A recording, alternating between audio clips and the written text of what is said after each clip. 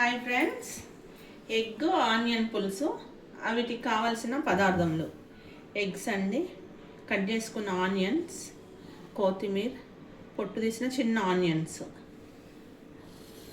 చింతపులుసు అండి, నేను పిసికి తీసి పెట్టుకున్న గుజ్జు,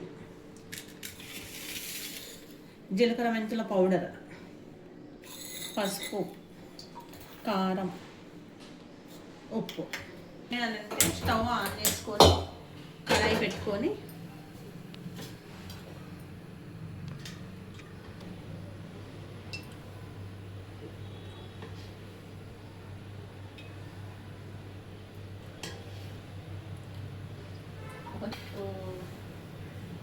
చిన్నది ఉంటుంది కదండి, దాంతో పోసుకోవాలి. ఆయిల్ వేడైన తర్వాత ఎగ్స్ని బాయిల్ చేసుకోవాలి. వేసిన తర్వాత అండి ఎగ్స్ని ఇందులో వేసి కొంచెం ఆయిల్లో వేయించుకోవాలి. వేయించుకుంటే ఇవి ఎగ్స్ ఇంకా బాగా వస్తాయండి. గోల్డెన్ బ్రౌన్ కలర్స్ వచ్చేంత వరకు ఎగ్స్ని వేయించుకోవాలి ఆయిల్లో. బ్రౌన్ కలర్ వచ్చింది కదండి, తీసేయాలి.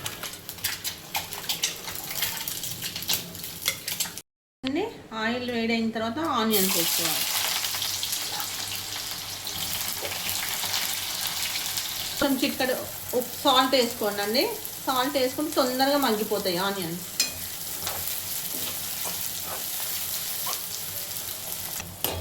ఆనియన్స్ మగ్గాయండి. తర్వాత అల్లం వెల్లిగడ్డ పేస్ట్ వేసుకోవాలి.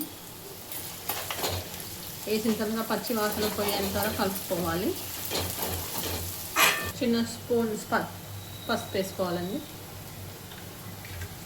ఇది కూడా పచ్చి వాసన పోయేంత వరకు కొంచెం కలుపుకోవాలి.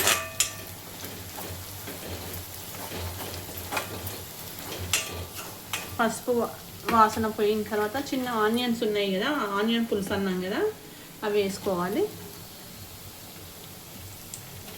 అవి వేసుకున్న తర్వాత మళ్ళీ కాసేపు ఒక 1 minute చింతపండు గుజ్జు తీసుకున్నాం కదండి. తర్వాత ఇవి ఆనియన్స్ అయిన తర్వాత అది పోసుకోవాలి.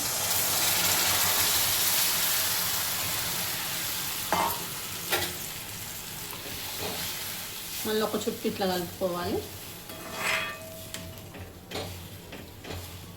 కారం 2 స్పూన్లు,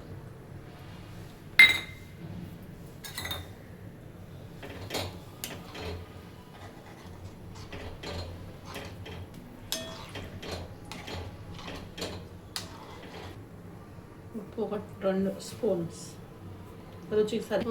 కావాలంటే ఎక్కువ వేసుకోవచ్చు. ఇప్పుడు బీపీలు షుగర్లు నేను తక్కువ వాడుతున్నారు కదండి, అందుకనే మీకు సరిపడంత సాల్ట్ వేసుకోవచ్చు. ఒక పొంగు వచ్చింది కదండి, పొంగు రాగానే ఎగ్స్ ఏం చేయాలంటే అందులో వేసేయాలి.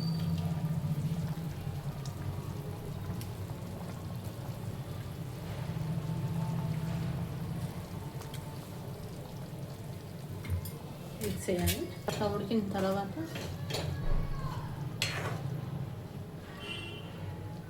ఎగ్స్ ఉడికిన తర్వాత చాలా గట్టిగా అవుతాయండి. ఎగ్స్ పులుసులో కాస్త ఉడికాయండి. తర్వాత మనం జీలకర్ర మెంతుల పౌడర్ వేసుకోవాలి. జీలకర్ర మెంతుల పౌడర్ తోటే ఈ టేస్ట్ అండి. జీలకర్ర మెంతుల పౌడర్ ఉంటేనే ఈ ఎగ్ ఆనియన్ పులుసు టేస్ట్. లాస్ట్కు కొత్తిమీర వేస్తున్నానండి.